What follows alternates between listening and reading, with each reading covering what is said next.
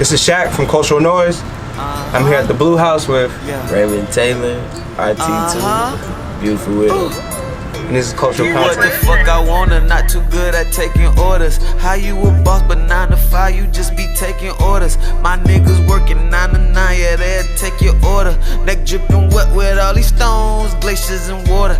I got the glow tonight, so hide your chick if you won't keep her. Bad bitches all in line like free food stamp, shout out to FEMA. I'm just gon' borrow her and give her back, cause you don't please her. My plug threw me a couple packs, I flipped it to a Beamer. You making plays, you tryna stunt, I'm who she need, got what she want, that's got some weed. Miami hero, Miami legend. I want to get in the mind of like Ray Taylor. Like, I feel like a lot of people have misconceptions about you, don't understand you. Who is Ray Taylor? Sheesh, Ray Taylor is just a person who can't fake it. Like, I tell my friends I'm like a computer that just observes everything, and I find misunderstandings in how people say they want certain things, but their actions don't line up with what they say. Okay. So I'm just a person that I always try to make sure my actions line up with what I'm saying. Mm-hmm. It's a thin line. I feel like being a man of my word is more important than anything. Mm-hmm. And I also I respect the moment. Okay. Like the moment that I'm in, I have a great respect for the moment that I'm in. So if people not in the moment with me, it'll be very easy to misconstrue like what I'm doing because I'm so passionate. Okay. So if you're over there looking, painting your picture of what you're going through in your life, or my words, my gestures, my actions, and you're not in this moment with me, you gonna need a translator. I like that. I definitely like the way you put that. And I realize people don't have that translator. People aren't as articulate as me. People don't know how to really get what they thinking out. You get what I'm saying? Because along the way, there's so many things to stop you from getting you out. And they tell you to be like this. And you're like, no, I want to do this. But along the way, there's so many. And I was fortunate enough to meet people. Like you said, I'm a legend. I've been around a lot of legends. Like the way my life is set up, like I said, and I always see that honesty and love comes first. Now, a lot of people don't know this, or a lot of people that are not from Miami don't know this, but football was your first love. Everybody knows you for basketball, hoop mixtape, you know what I mean? Like hometown hero, but football was your first love. What made you make that transition from playing football to say, I'm gonna do basketball full time, and now that's your actual passion? Or was your passion? But I'll say you have many. Like I said, the moment, being in the moment, and so I'll say, you gotta take it back to being a product of your environment. So growing up in Miami, Florida, you either, like back in the 90s, 80s, you either sold drugs, did music, or you played sports. And I didn't have any actual, like, it wasn't this, music wasn't really on my television. Like, music wasn't really around me, except for like, as a consumer, not really as the creative of it. The more creative things I saw was like football, and that's what got people to like you outside of like playing sports. Yeah, playing sports. And then where I was from, it wasn't just sports, it was football. Like, and you born and raised in Miami, Florida, and everybody knows Miami, Florida is known for football. So yeah, this was back in the stages when I didn't know myself, so I had to try to fit in. Mm-hmm. So to be cool, you play football. And you're a 90s baby. I was born in 1990, exactly. Oh, okay. So, exactly. You just missed the 80s. Like I got a lot of 80s peers. Yeah. Like most of my friends are from the 80s. Okay. But I'm born in 1990, exactly. And everybody knows like you in the 80s and the 90s, like that was a thing. So like you said, football was. But I wanna see, like you said, in the moment. Where was that moment that transitioned you from saying like, no, basketball is my love now? Allen Iverson. Like Michael Jordan. I say that the way Michael Jordan, like me being a businessman now, but first of all, the confidence that when I chose football and how I was able to receive love and how people, I mean, I just worked hard, but everybody else said I was good. Yeah. So that right there made me tap into a confidence of all you got to do is work hard at something, and people gonna say you're good at it. Mm-hmm. So now I see Michael Jordan, bro. No football player has shoes the way Jordan has shoes. Mm-hmm. No football player was on TV the way Jordan was on TV. So now sports, like I said, I tapped into the sports. My brain tapped into sports in my parameter. Everybody's doing this. Now I see this Michael Jordan cat and I like it a lot. And then I see this Allen Iverson cat and he's me, like from the look to so playing football in Miami, being so good, it made me tap into a supreme level of confidence that I could do anything I wanted. And honestly, it became like easy. so it was scary. Like, this is too easy to get this much love. Yeah. So then you see fucking Michael Jordan everywhere. No football player is branded like Michael Jordan was. Michael Jordan Absolutely. every TV or every commercial, everywhere. So that made me pay attention to basketball a little more. And while I'm doing that, this kid like Allen Iverson comes and he made me really love basketball. And when I started, you know what I'm saying, following basketball more, nobody around me was really into it. Have you ever met him? Allen Iverson? Yeah. Like way later. Okay. Way later. Okay. So I started watching like N1. That started coming out. And I absolutely fell in love with basketball.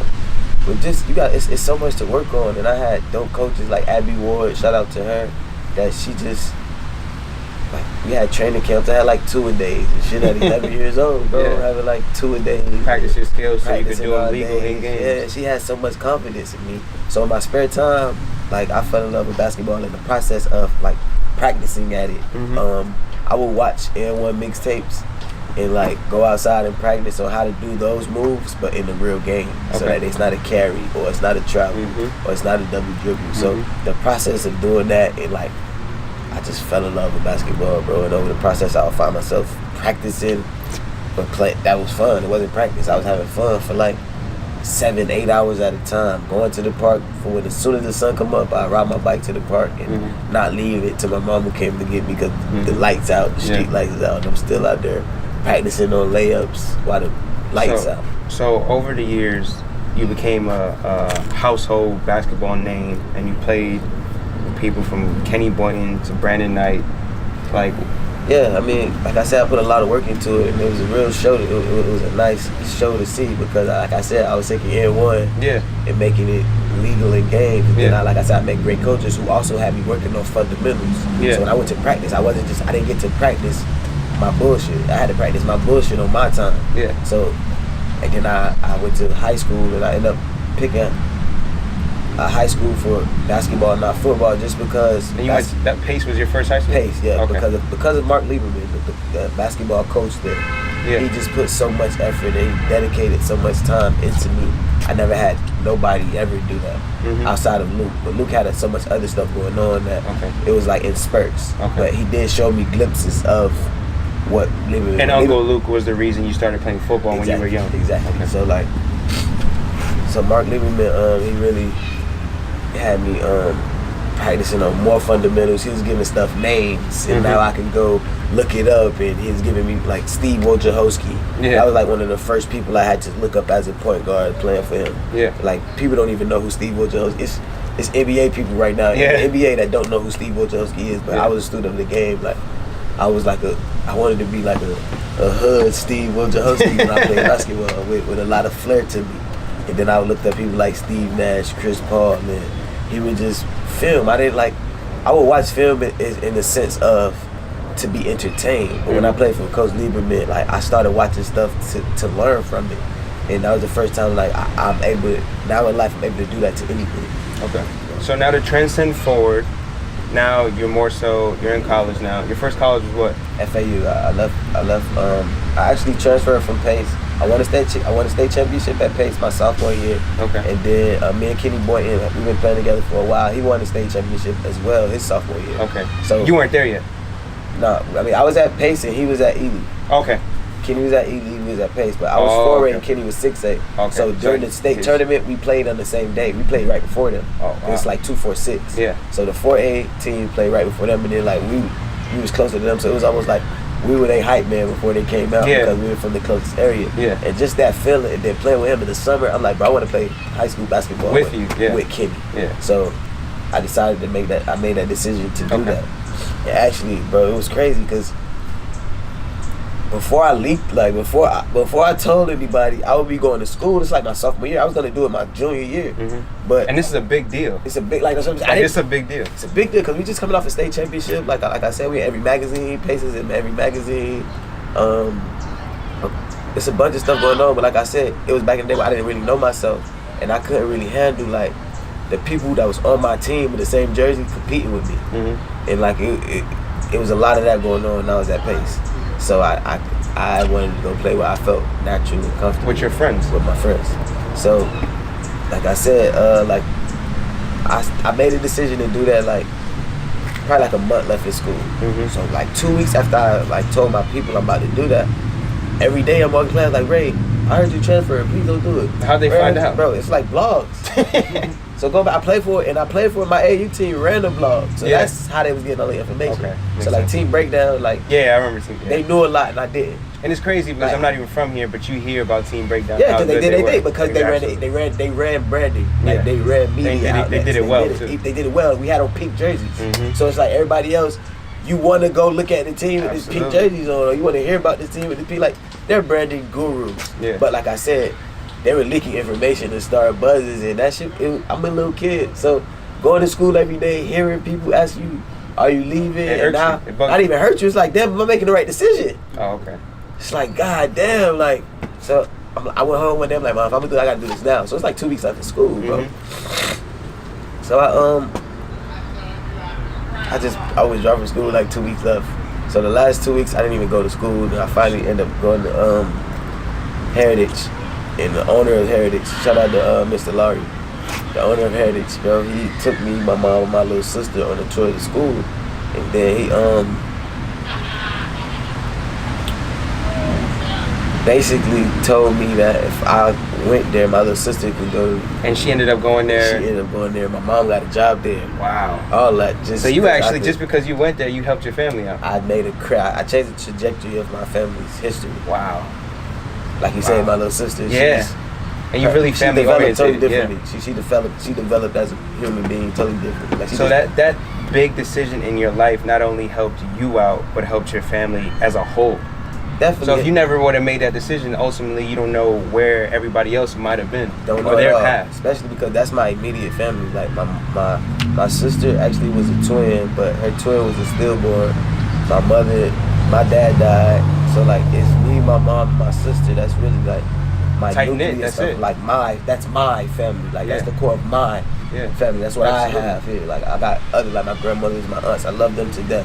My little cousins. Like I love all of them, but they go home and sleep somewhere else. Like I had to figure out, and then at that same time, my sister failed the FCAT. So like in public school, she would have had to stay back and all of that, and I got to change all that. And then another part that like crushed me. So like fast forward to now, I'm at Heritage, I made that decision because it helps my whole family. I didn't just make that decision just solely for me. It ended up helping my little sister, my mother. Now Heritage is playing Pace on ESPN. Oh shit. And it was the people that was guiding me, they told me not to play. Because like I said, branding and marketing and all this. And they wanted it to be an L for the people that was putting all their resources behind the game. Because it was like leverage and bargaining, and they didn't meet their leverage or whatever. So what'd you decide to do? I just started listening to my mom. And my mom told me not to play because she felt like they were gonna cheat, and she knew I was passionate and they could make me look like a real bad person. Blah blah blah. So you sat out that game? I sat out that game. And that was an ESPN game. That was nationally televised. It killed me. Like to this day. And now that's to the person why I respectfully cannot listen to anybody else. Because my mother told me that I listened to her because of the social norm of you're supposed to listen to your mama entitled. Now I listen to what you say, but I gotta make my decisions. That's why I'm so free. At the end of the day, it is I gotta live with my decisions. Like that's the last decision I ever regretted from listening to somebody else. And then like seeing the blogs and stuff of what people had to say about me as a person. Not like I said, not knowing. And that's why I'm super numb now to if you don't come over outside looking in. Outside if you don't talk to me personally, you don't know my story. You don't know what it was. So you was a real kicks on court champion though. Like you was bringing everything out of FAU. 13s, 14s. It didn't matter the number 15s, 7s. Like you was always hooping in some type of court. Honestly, I was telling people, I was just talking about this other day. I always been like a sneakerhead. That's how me and my mother had that was our bond. She would just literally sit in line. She was a sneakerhead too? Nah, she was a sneakerhead, but I was her kid. So anything you wanted ever. Like it was times in elementary school I was late to school because I would have to go get the new Jordans because this back in the day when the Jordans used to come out on Wednesdays. And it was like a holiday. That's the only time my mom would cook breakfast. Cook me breakfast, and I wore the Jordans that came out last Wednesday. With my outfit, my little Jordan outfit on to go pick up the Jordans that's coming out this Wednesday. But that was a part of the culture though. Bro, this how me and my mother bonded. So like I said, just transgressing. And then like I said, I got I was in my bag on the court. So how people look say good, their feel outfit, good, play good. how people say they best shoes for school, or they say they best shoes for when they Going going out. out. I saved my best shoes for the Basketball, game. Like I gotta wear these. Ooh, I can't wait to play in these. Like I get a new pair of shoes. Oh, I know a lot of people gonna be at this game. I ain't wearing these to this game. Like like that. So that's how. Even at Pace, bro, it got to a point when I was at Pace, bro, I would change shoes at halftime. I would change shoes at a quarter. I had so many shoes. I would change shoes. If I playing bad, I just use that as an excuse to change shoes. And coach would agree with it because I'm playing bad. Yeah. And he also understood about that's something shoes coaches had no do. buckets in them. It's a placebo effect. It's Yeah. like a water pill. It's like you see watch Space Jam, Michael Jordan, Secret Yeah. stuff. Good coaches know that. So Yeah. if a player taps into that, they're not gonna disrupt that. And that was my Absolutely. shoes. So Absolutely. all my coaches had convenient. And then as I got older, I knew what other stuff to say. So when I got to college to put on other shoes, I would say, "Oh no, coach, them hurt my feet," or "Coach, that make my heel hurt." Yeah. So what shoes feel comfortable? Going in my bag now. I'm going in my bag Yeah, now. so that was how that all came about. But like I say, to go to FAU, that my first experiences there was amazing. It's just that like What made you leave? honestly, me being immature and like I feel like the coach Mike Jarvis, he was a little immature as well in handling like situations. So what ended up happening was I lied to him and I failed a drug test. Yeah. And then that just changed the dynamic of like our transparency as He didn't believe you anymore. As he didn't coach, trust player, me. And relationship, then I and felt as, like he should have just knew I was a kid and I lied out of fear. But he felt like I passed that because we had other stuff that I've been truthful about that most people would lie about. Yeah. But I was scared. Like I lied out of fear, and I felt like it was just a lot of battling from that moment, and he had too much power over me as my coach. So he displayed that power. That's why I ended up getting kicked out of college. We can go by that once I fast forward to when I get to FIU. Yeah. So that's at FAU my sophomore year, we ended up winning the conference championship. I remember that. Like it was amazing. Then my junior year, it just snapped. Like that year, he wanted to show me I was on a leash. Yeah. And it was kind of messed up mentally for me because my freshman year, he literally let me do whatever I wanted to do.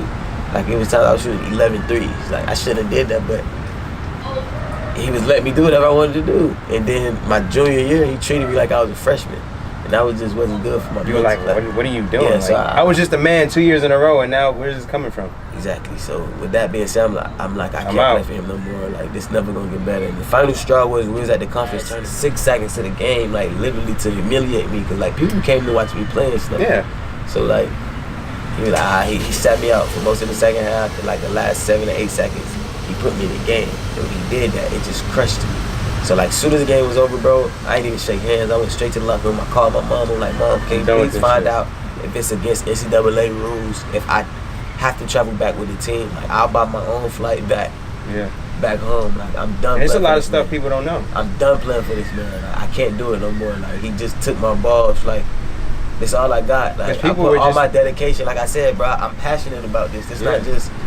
It's not just a hobby. Like I went to school for basketball. Like I said, bro, I was writing designs on sneakers. So because that playing only I had to get to the NBA. Yeah. And like you playing with me because you're not trying to make me get to the NBA. Yeah. Like you conspiring against me to make me go overseas. Like I ain't know that. Yeah. So I And a lot of people don't know that. They just think you transferred to FIU just because you transferred. But there's a whole story behind it. So after that situation happened out of town, I got back to Boca, and at the end of the year, if you ever play sports, you have like a player coach meeting, an individual meeting with the coach. Every player on the team has an individual meeting with the coach. So at this meeting, I'm like, yeah, coach, I just want to transfer. And coach like, nah, I'm gonna make it real hard for you. Like nobody not gonna be able to recruit you till like shit. it's too late. He tried to I'm not blackball gonna you. release you. No, I'm not gonna release you. Blah blah blah. And but we playing North Carolina next year. I'm trying to get Duke on the schedule. It's gonna be your team. You know, you're gonna be a senior. Blah blah blah. Let's just get this one more year. Boom boom boom.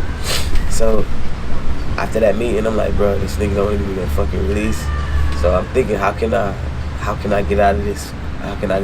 What I do, I'm like, bro, I'm just gonna go pro.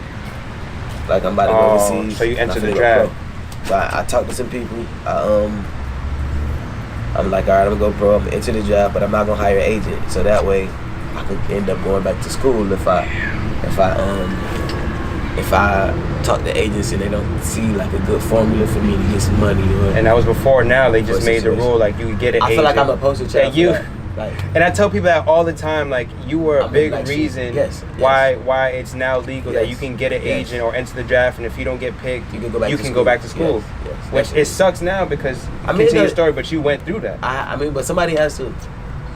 Somebody has to set. Be the token child. Somebody has to. Every time a curve is coming, somebody has to bite the bullet to shift that curve. And I'm like, the way my life ended up, I'm not mad at all. Like, I get to wake up and do whatever I want to do, and I get to own my content. Like my life is beautiful, man. And like I say, I've been through all that. I feel like it was just to learn how this world really operates. Yeah. And like how when you are creative, you don't just have to submit your creativeness to certain systems to conform and end up making you not as creative as you can be, or not being as much as you can be. I agree with that. So how'd you like hide it from the NCAA to be able to transfer to FIU redshirt and actually play the very next year? Oh no, that's just how that's just show you power. And what ended up happening was when I first transferred to FIU, it was a Patino as the coach. And the team was fire. Yeah, the team was amazing. The team was amazing. I thought y'all were gonna go far. The team I had, y'all definitely should have went far. But listen, our practices was crazy. Battles. But long story short, I failed a drug test there too, and I got kicked off the team. And coach literally said, "Raymond, I need you to come back to practice. I'm tired of looking at this shit. I wanna watch practice again." Because our red shirt team, it was crazy. It was me, Rock.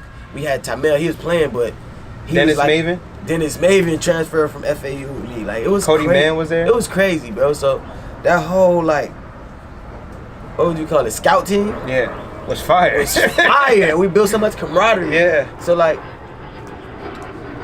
we but like I said, the NCAA wasn't messing with me because it was a Patino. And everybody know how big Patino name is in NCAA. Absolutely. It wasn't Rick Patino, it's his son, but his dad made you don't mess with that name. So the NCAA wasn't poking that because if Patino mess with it, it got to be okay. Exactly. Like, Patino crossing his T's, like they fine. So, but what ended up happening is, it's like whatever.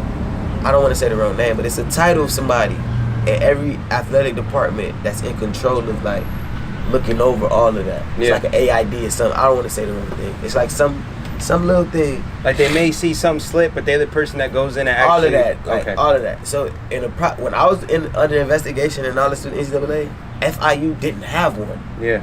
Like, they was in the process of hiring somebody else. So the job was null and void. So I had to, like, call somebody from, like, West Virginia and talk about my case on the phone with them, and they was telling me what's going on. And at the time, like, I was so naive. Luke even called me like, "Yo, you want me to get some heavy hitter lawyers on this?" I'm like, "Nah, bro, I ain't did nothing wrong. Right. Like, there's people out here raping people. Right.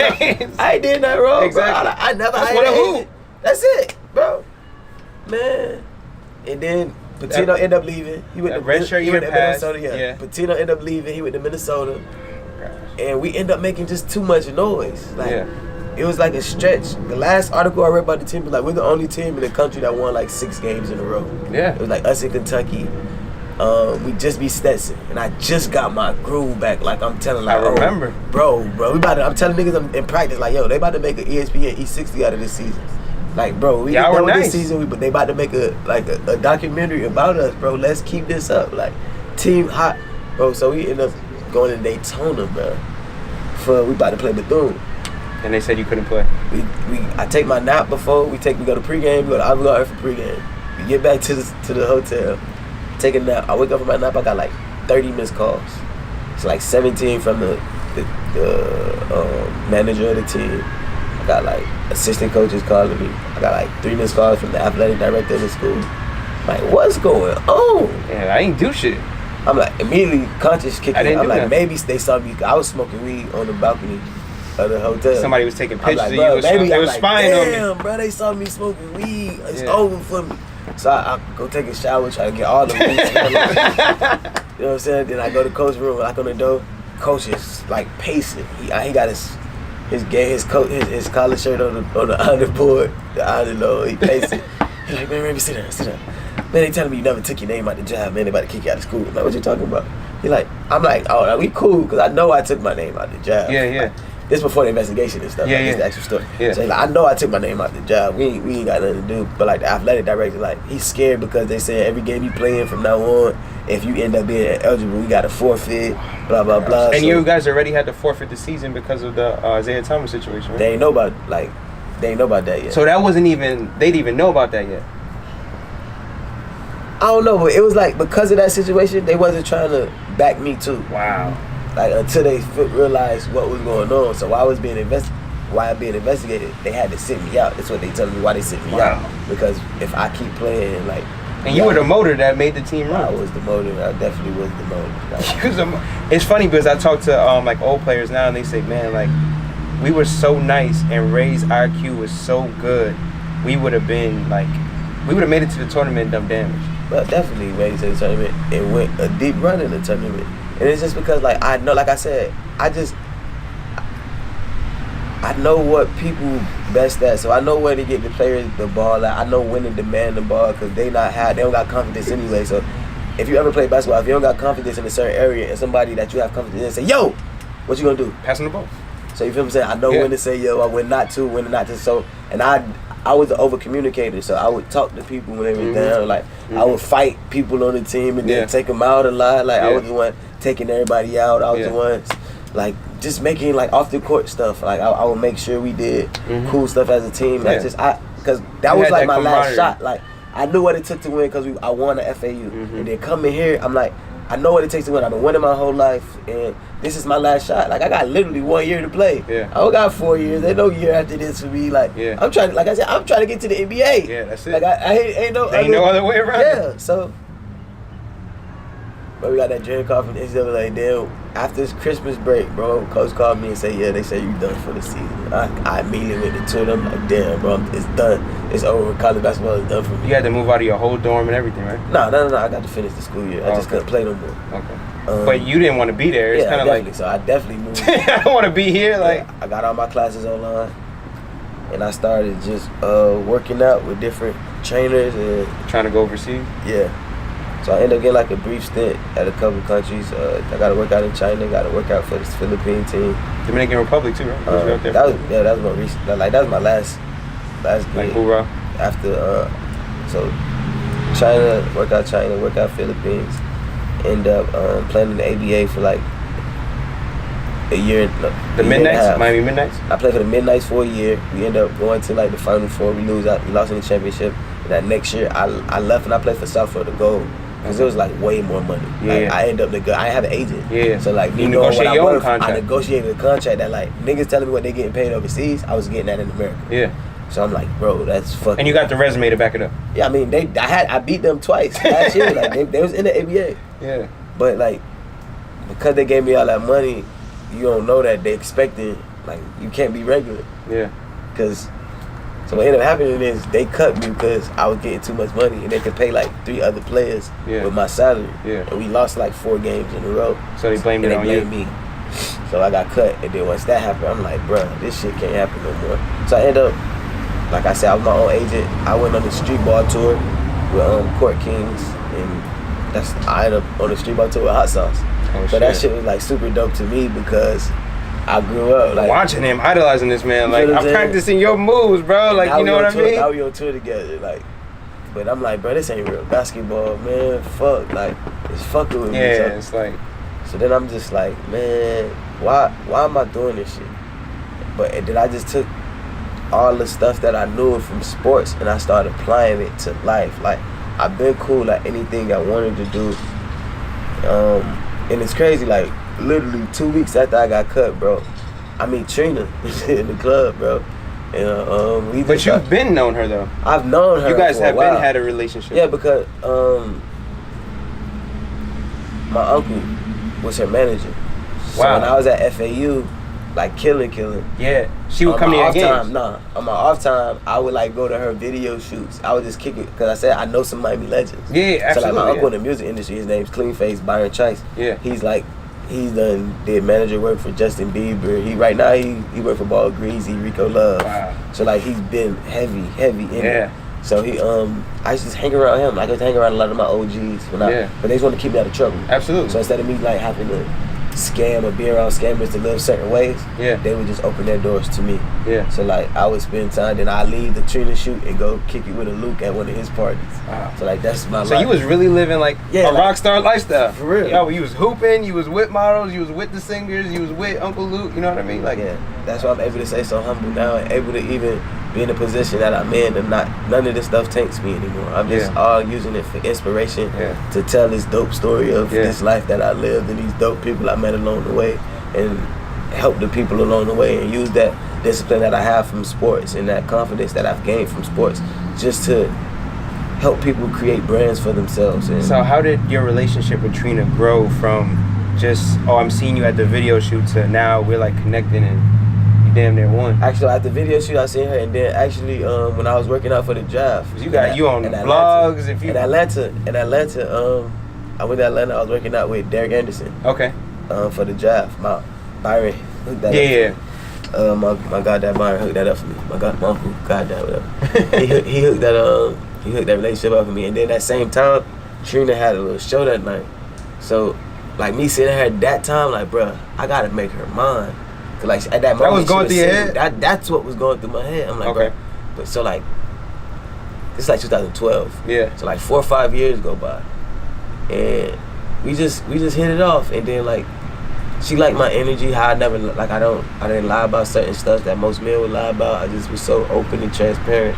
She wasn't really used to that. So we just conversations like.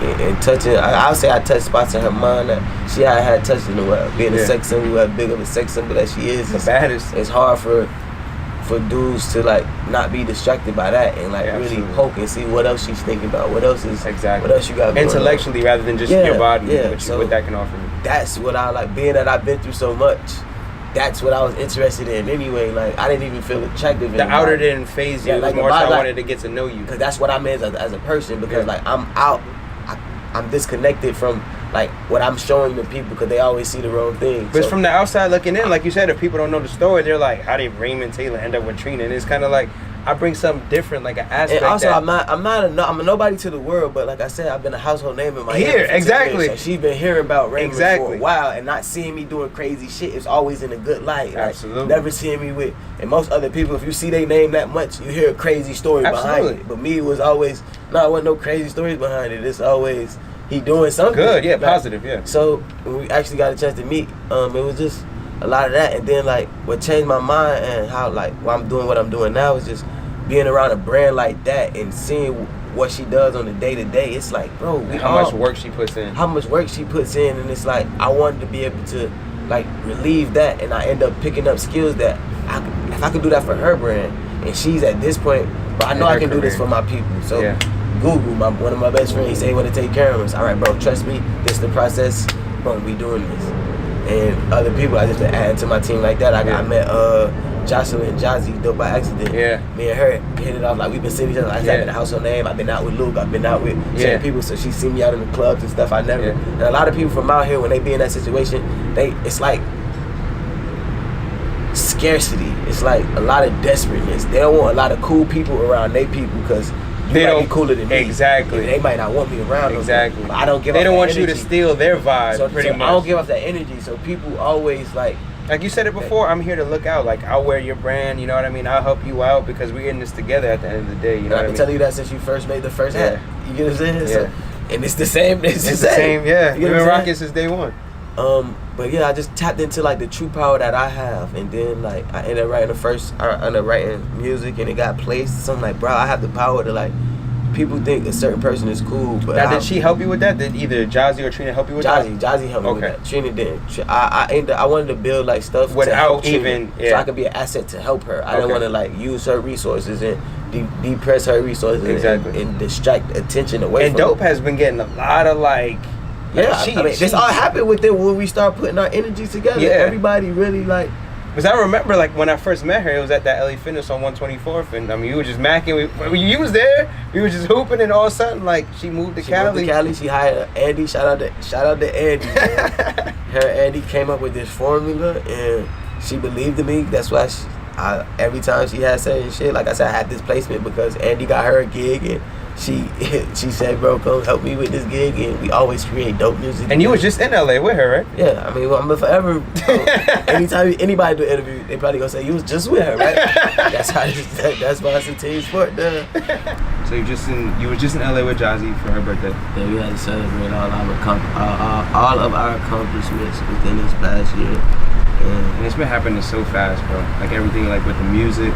Like, I mean, you've been designing clothes and everything for a while.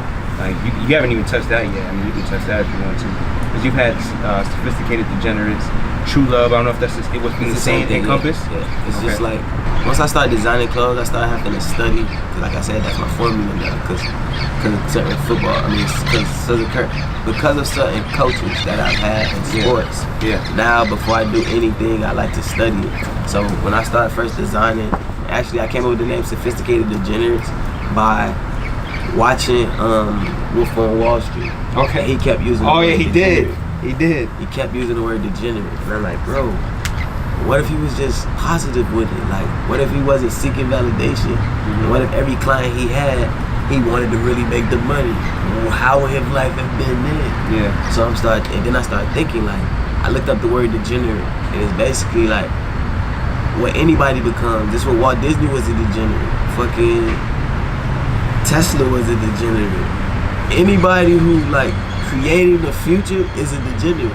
The person, because we got to think about it, the person, we all used to eat with our hands as a civilization. A degenerate made the fork. Yeah.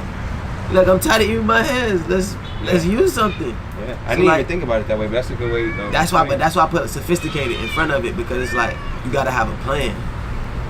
Like, so Sophisticated Degenerate is all about having a plan. I'm gonna have a plan so much, I'm gonna be crazy enough to believe in myself. Like, y'all gonna think I'm a degenerate and I'm falling off until I come back with what I've been doing. And then I'll be like, damn, bruh. Cause that's my life. Yeah. That's how it's been. How it's been. When I first said I want to play football, oh, you a pretty boy. You don't like to get hit. Until now you fast forward and my household name, it's like, damn, bruh. Then when I say I'm gonna go play basketball, then it's like, bro, you too short. Just play football. You're already good at that. You go to any, you go to do. Then when I come back with my resume in basketball, it's like, damn, bruh. And they try to keep you out. And then when I say, all right, I ain't doing basketball, I'm about to write music. I'm gonna be a brand manager. I'm gonna manage brands. You know, I'm gonna be a creative director and come up with marketing plan. But you ain't go to school for marketing. How you a creative director? And then when I come up with this content, they like, damn, bruh. When they start seeing you around the people that you're around and doing the things you're doing, it's kind of like, how'd you do that? I told you to believe me. Crazy. You should have believe it. Just believe in yourself. And I'm not even doing this to show y'all. I'm showing y'all this. Literally, my story is that you can do whatever you want to do. Like, think about my first friend when I said, bro, I'm about to bag Trina, nigga. He probably was like, you bugging. Now, right now, he look at my Instagram, he like, he not bugging, bugging. Bro. You know what I'm saying? You gotta be, you gotta know it. It's like, now, I started off saying that, but now it's all about knowing. Like, you believe in yourself. You believe that I can do anything that I put my mind to, which I feel like in this generation, we're having more people think like that. But like you said in the beginning, to go back to what you said, they're not matching their actions with their words. And they're saying, yeah, I could do this, but then put forth the best effort of actually going out there and doing it. So what I'm doing, if I come across a certain person because of what I've been through and the people I know and what they've been through and how I have open, transparent conversations with them, I can come up with a formula that you can believe in. Yeah. No matter what you're doing. If you're selling whatever, if you sit down and talk and spend enough time, I can help you package that. I can help you come up with a strategy to show people your packaging. And especially if you're talented, like, the sky's the limit. I feel like people are too scared to go out on a limb and believe in themselves because of the conformity of how life has treated them. Yeah, but that's what normal is. That's why I want to be a degenerate. I like that. That's why I'm pushing forth degenerate. Be different. I like that. Like, don't fit in, stand out. Yeah. So right now, music, really, I just been in the gym in a metaphorical sense, getting shots up, getting my reps up. But I've been coming out with dope, and the dope thing about like the music stuff is, even though while I'm practicing, I'm still recording. Yeah. So that content, I'm getting deals for, and I'm letting other people hear it, see if they want to buy it, stuff like that. And I'm just learning the music business more so than like trying to hurry up and rush into. So do you want to create an actual like label for yourself and create a brand for yourself and like sign other artists, or do you want to be the main artist yourself Oh no, definitely. I'm definitely looking forward into like being more of an executive and having other artists and signing other artists. But I'm a creative, so I will do it myself, and I want to do it myself. I feel like I can't personally be a dope executive or a dope leader if I've never done it. Okay. So I want to indulge myself full time and dedicate everything I have into being an artist as well, just so I can show the ropes while I'm explaining, and I know I can actually talk to the people knowing what they're going through. Okay. Like I know what it's like to do your first show. Yeah. But we got to get this done. I know what it's like not to think that, oh, submitting this bio is not important because I'm a rapper. No, that's just as important. Yeah. Like from the sports, I even know what it's like to put teams together because every artist needs a team. Yeah. And I'm being an artist, you able to know what artists need at certain things, because what did I need in that moment when I was at that stage as an artist? And then you're gonna definitely have those people that are like, oh, so Raymond raps now, he does music now, you know what I mean? You're gonna have the doubters, of course, but like you said, you don't put yourself in a box. You're a creative. You do clothes, play basketball. You have to be creative to play basketball. You've been creating moves since you were young. You do fashion. Exactly. And I say what I mean? Now with my music, bro, it's like playing basketball, but nobody telling me I'm double dribbling. Yeah. Nobody telling me I'm carrying. I don't have to go practice on how to put this in their limits. Like I'm doing music because I'm tired of that. Yeah. So if you say I'm doing music now, yes, and then like I don't care about your opinions because people who get paid for their opinion in music have already cut checks to me because of my ability in this. Like I've already gotten publishing checks from HBO. I've already gotten publishing checks from Fox. Like I know people who've been rapping for real since I've been hooping for real and ain't did that yet. Yeah. Like I ain't trying to be a cocky. You that's where my confidence you being realistic. That's why I don't like in the most respectful way. I don't care what you're thinking. Like right now, I'm the creative director of a whole record label, Rockstar Music Group. That's Trina's record label. Yeah. She got a roster of 10 artists. I'm coming up with their content. Like I'm talking to them about how we gonna put their content out, as well as I have their trust and they believe in me because I'm an artist as well. Yeah. You feel what I'm saying? Because you know you have to look out everything for I demand from them. Exactly. You got to do it yourself. It's like being in the gym. You can't coach somebody if you never been through it. Exactly. Damn, dog.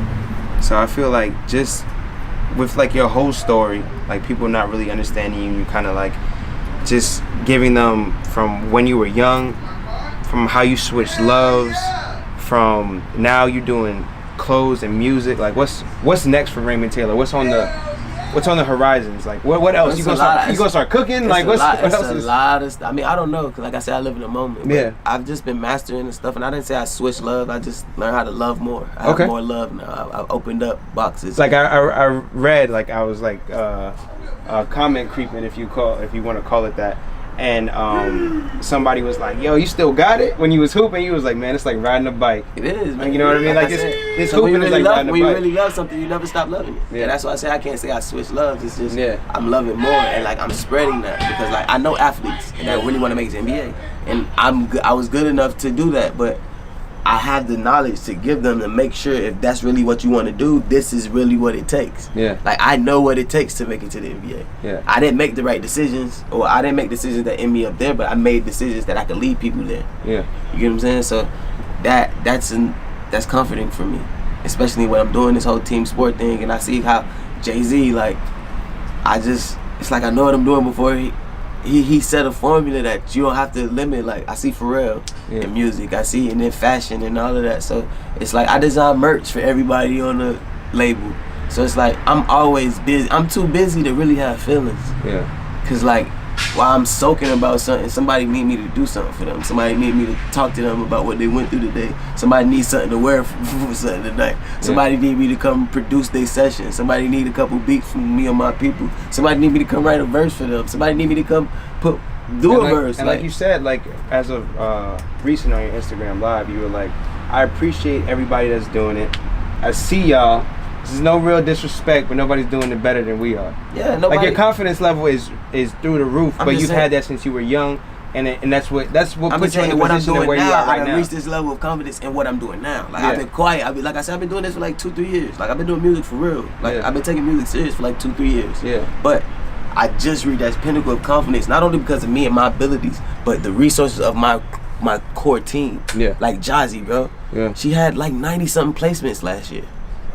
So there can't be a better writer. Like it's niggas that's doing it just as good, but we just different at that point. You ain't better, we just different. You do it your way, we do it ours. But ain't no better. They either want it this way or that way, but it ain't better.